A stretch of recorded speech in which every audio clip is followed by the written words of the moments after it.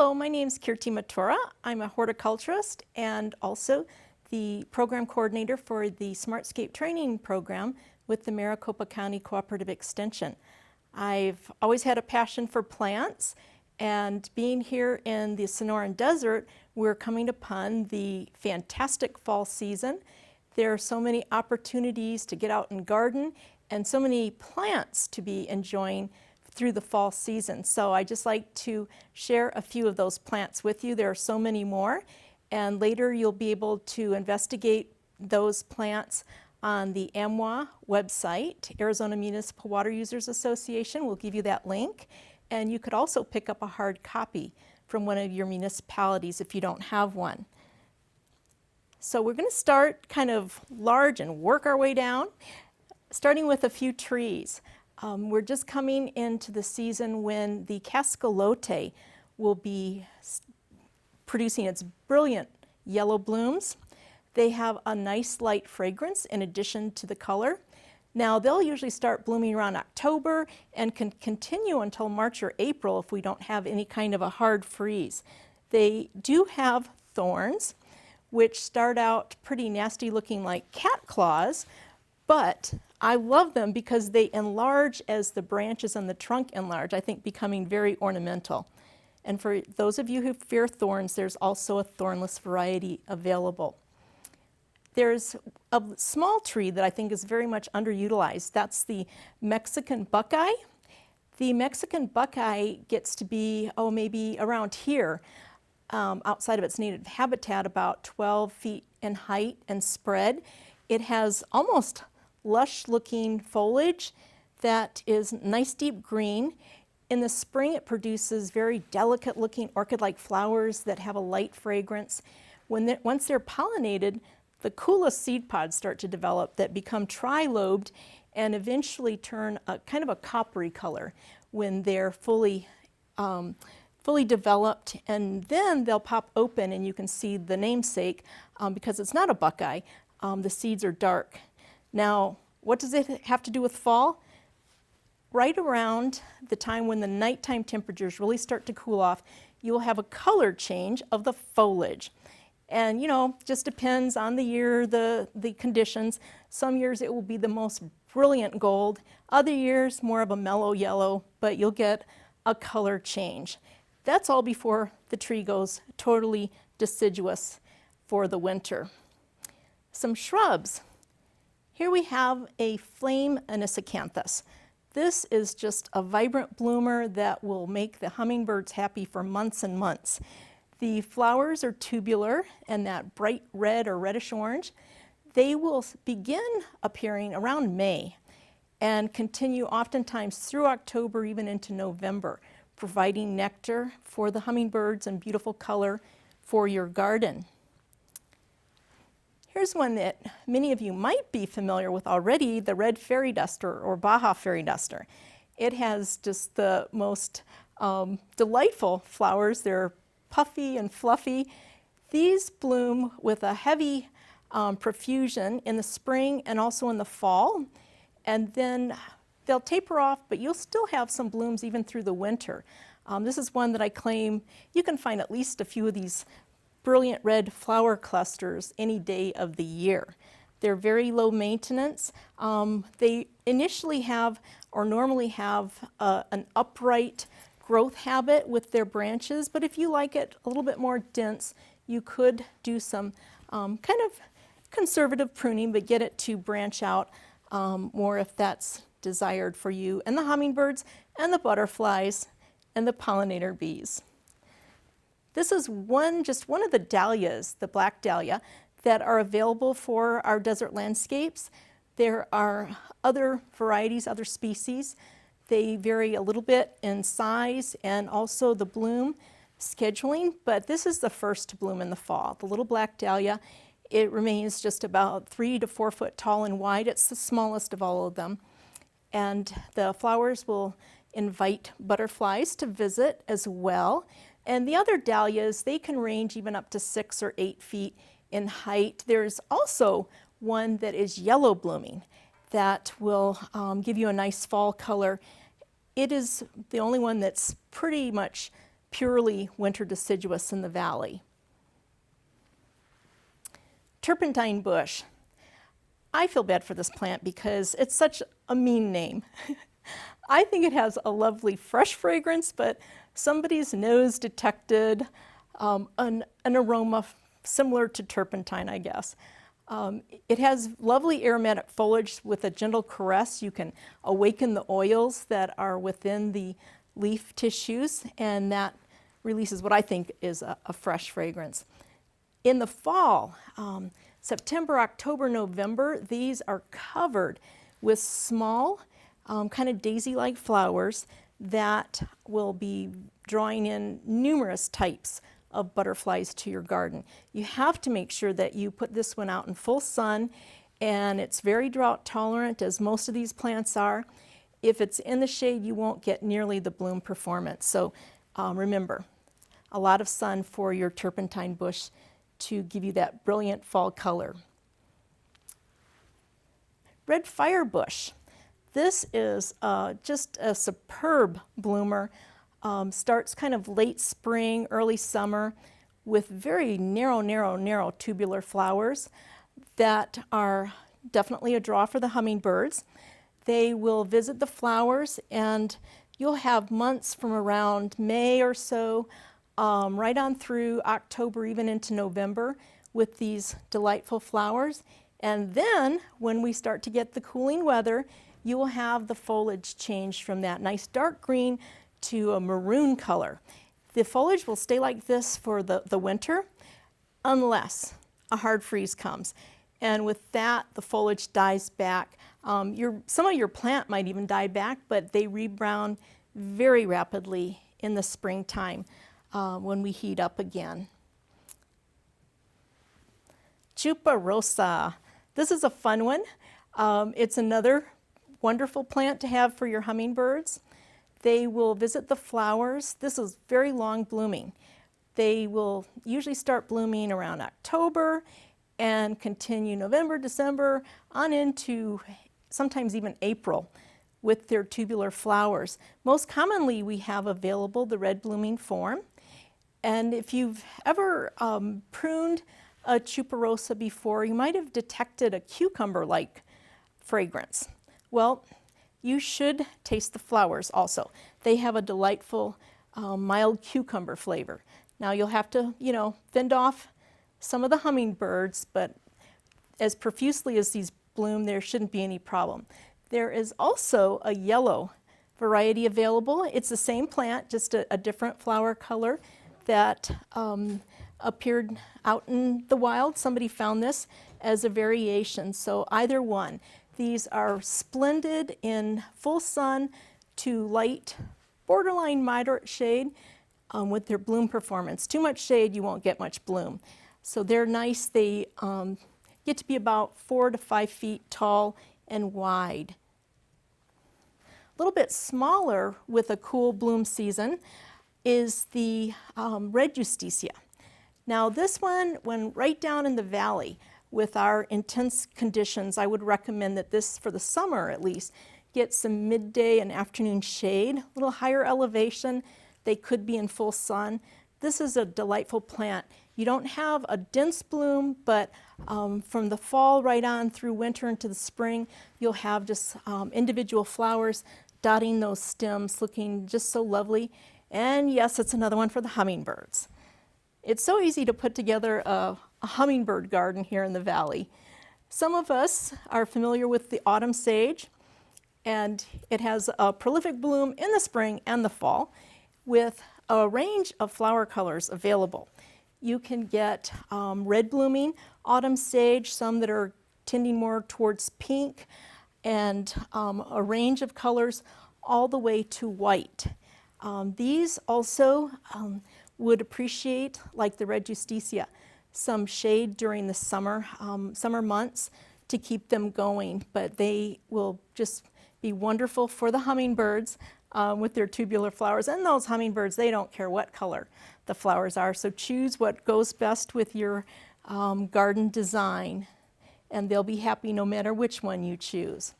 This is another sage, the Mexican bush sage. This is So delightful. I love things that smell good or feel good. And this has pubescent leaves, fuzzy leaves, and fuzzy flowers. That just seems so crazy. There are 2 variations depending on the nursery that produces them. You might find some where the flowers are white with an enclosing, we call it a calyx structure that is purple, and others, the flower petals themselves are purple and that calyx structure. For us, mostly we get a fabulous fall bloom in areas where it's pretty warm, not much freeze. You might also get a spring bloom, but definitely wonderful flowering in the fall for the hummingbirds. So looking a little bit smaller to some perennials and ground covers and such, the Damianita. This is one that is just, you almost have to have your sunglasses around it because it's so brilliant in the fall season when it's blooming with these bright golden flowers that will just cover the mass of the plant. Nice low growing, it only gets to be about a foot tall and spreads about 2 feet wide, maybe even up to 3 feet in width. It does like a good amount of sun. Now this one, you will have, I think anyone would find this fragrance that the foliage produces very pleasant. Kind of, to me, kind of like pine and lemon all combined. So you can just gently caress the foliage. When it's not in bloom, the foliage is easily accessible, and then just sniff that wonderful fragrance and enjoy that. So this is a nice one for butterflies, as is the mist flower. Now, the mist flower will start blooming in the summer and usually bloom well into November with these just kind of almost puffball, but not quite, pale lavender pink flowers. Very delicate looking. The flowers are a huge draw for butterflies, and especially the queen butterflies. They will definitely just come in masses to visit these if you've got a nice little mound or cluster of the mist flower growing. A great fragrant ground cover is the lemon dahlia. Now this is one that has lemony or citrus-like fragrance. When you caress that foliage, you'll rub your hand across it. In the fall, predominantly, we get these kind of medium yellow blooms. They're not bright yellow, not golden, but kind of a medium yellow. And these little clusters will cover the mass of the lemon dahlia. That dahlia can range from about 3 feet in width, sometimes spreading about 5 feet. So nice for ground cover, or here you've got an example of it cascading over a retaining wall also. These as well like a good amount of sun. The Hummingbird Bush. This is just a crazy bloomer in the fall. The flowers are kind of pendulous. They hang a little bit. This brilliant kind of orangish red. And when hummingbirds approach these, I can imagine they must just be so, confused. It's like, oh my gosh, which flower do I go to first to get all the abundant nectar from these flowers? Now this plant, the stems are a little bit brittle. So make sure that you set it off a little bit from the beaten path, particularly if you have rambunctious people or pets, that run through an area of the yard. You don't want it there because most likely stems will get broken off. Now, if you really are frugal with water, this plant will remain just an individual kind of small shrubby form. If you do provide more widespreading moisture though, the plant will spread by producing underground runners, and you can get just kind of a mass, almost like a ground cover, produced with this plant. Now it will go pretty dormant and look pretty scrappy through the winter. You could even just cut it way back and let all new growth appear in the spring.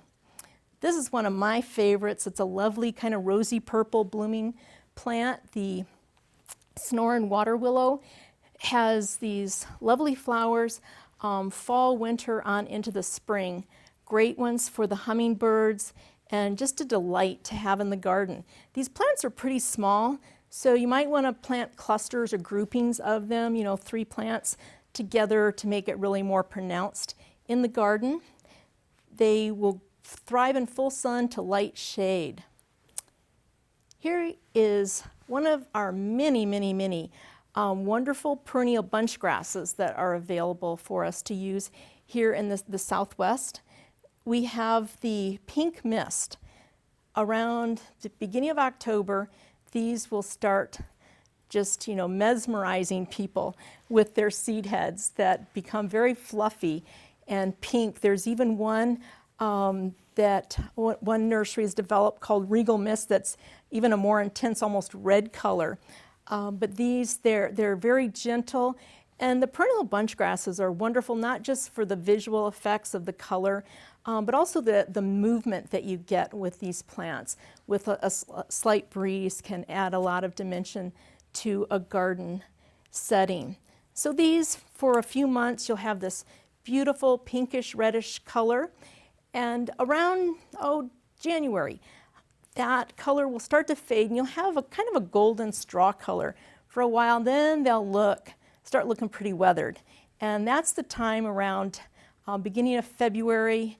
You can cut these way back to about 1 inch from the ground, and that allows all new growth to pop up in the next spring.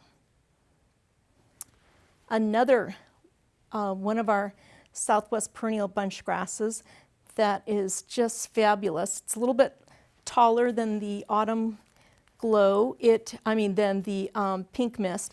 The autumn glow with its seed heads can get to be about 4 feet in height. And this one with those elongated seed heads really has a graceful movement with a little bit of breeze or wind in your garden.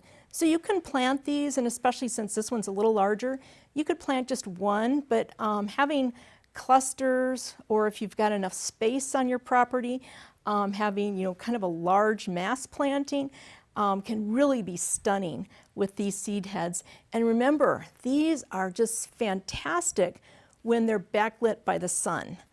Definitely those pink mist, they just sparkle when the sun's behind them, low in the sky in the morning or late afternoon. So that's another thing to think about when you're deciding where to place something like this is, how can you get the maximum enjoyment out of this plant? Well, I know a lot of people think white is boring, but this is a great shade plant, the white plum Bago. It has all through the warm season these very delicate star-like white flowers that are very visible in the shade. And I do want to point out in the lower left, there's a foliage that has this kind of bizarre looking coating on it. Many people that aren't familiar with the plant get worried that there's some kind of a fungus or disease attacking their plant. That is just a coating that's typically present with new growth. After a while, with a little bit of wind or water, it disappears. So it's nothing to worry about. So why is this on the list for this presentation? Because when we start to get cold or cool in the fall, you will have a nice foliage color change. The leaves will turn from that dark green to a just lovely kind of burgundy or maroon color. This is another one of those. You'll have that color through the winter unless we get a hard freeze. If that's the case, those leaves will just get crispy. But you could potentially have a good few months of this lovely maroon color. So for those of you who think that there's no fall color in the desert with the foliage, that's not the case. This is why we recommend that you use botanical names when you go plant shopping. There, I've got right here 3 common names. It can get confusing when you're shopping. So this one I usually call Mexican mint marigold. It has a just incredible golden bloom around October through November, and the leaves, the foliage, and the flowers, you can actually use them to make teas and things. If you crush the leaves or press them, it has this wonderful anise or licorice scent to it. Now, don't be afraid, this plant will die down to the ground typically in a winter, and around mid or late March it resprouts with all new foliage to grow and then produce more blooms next fall. Queen's Wreath is a wonderful summer bloomer that produces color that extends into the fall, usually through October, even into November as well. These are fabulous plants. They are just full of these clusters, kind of elongated clusters of pink flowers through the warm season on into the fall. They have the most adorable heart-shaped leaves, so that makes them cool. And I just want to point out, we don't have to always use vines in our conventional way with a trellis against a wall. We can let vines ramble. They can be ground covers even. So don't be afraid to do something a little out of the normal with your vine material. This is our native virgin Spour. If any of you have gardened in other areas of the country, you might be used to clematis that have huge, brilliantly colored flowers. This one is very muted. The flowers are only about 1 inch wide. They're pale, kind of a cream green color with just a light scent. But late summer on into the fall is when these are really noticeable. Their seed heads develop. There's one little kind of feathery attachment to each individual seed in the cluster, and they'll start out kind of a silvery sheened color, and then they'll get fluffy and turn pink. So they're just brilliant. This is another one that if you could strategically place it where those seed heads are backlit by the sun, you'll get the most enjoyment out of this plant through the fall season. Some succulents. Yes, the world of cactus and succulents can offer some color.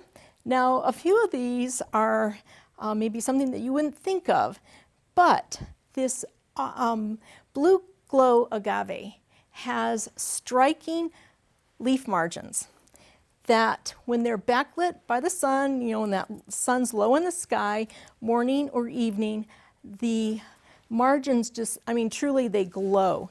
There is a little bit of yellow, and then that is adjacent to a red, kind of a candy red color, and it's just fabulous to look at when these are having the sun behind them in the garden. The rest of the day they're beautiful plants, but when that sun's low, they just really glow.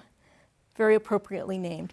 There are some of our plants, such as this sunset aloe, that for most of the year they might have a little bit of a pink or red color, and that intensifies once our temperatures start cooling. So you could count on this to give you a little bit more intense color as the season progresses, fall into winter. Bulbines, they are long blooming. You will get bloom color from these from around October, probably through May even. They're succulent plants from the old world, and they are just delightful. They're not super big, so you can tuck them in to spaces here and there very easily. They only get about 1 foot tall, a little bit taller with the blooms, but they can just be little jewels sprinkled here and there through your landscape. They are best through the summer months with a little bit of shade here in the low valley. That they're fine in the winter with full sun. So something like this example under a Palo Verde, they'll get a little protection in the summer, but then they'll get more sun through the winter to really keep them in full bloom. Now there's the yellow blooming form and also an orange blooming form of the bulbine. So you could, pick and choose or maybe mix some of those in your landscape design. Everybody just, puts on the brakes to stop and look at the sticks on fire during the cool season. We're just getting into the temperatures where stems, which are mostly green with a little bit of yellow through the warm months, are starting to pick up, that pigment's becoming more noticeable, where we get that orange and red color. And in the upper middle example, that has that light, afternoon light behind it, and it really does look kind of like a blaze there, a little bit of fire. But through the cold months, you'll get this really pronounced color on this fabulous plant. Now, this is a succulent. You want to be very, very careful with euphorbias. They do exude a milky sap that might be a little bit cause some rash if you get it on your skin. So just be careful working with them. And here's a fire barrel. It's a little barrel cactus that has year-round these beautiful red spines. So red spines all through the year, including fall. So you've got your color right there. The new growth, especially with the spines coming out where they're densely clustered, is just very, very colorful and lovely. And in this example, with the sun behind it, those spines just really, really, just show up so much better. And these also have lovely blooms in the spring. So those are just some examples of some things that you can plant in your garden to give you a little bit of color through the fall, even extending into the winter season for some of these. So thank you for joining us.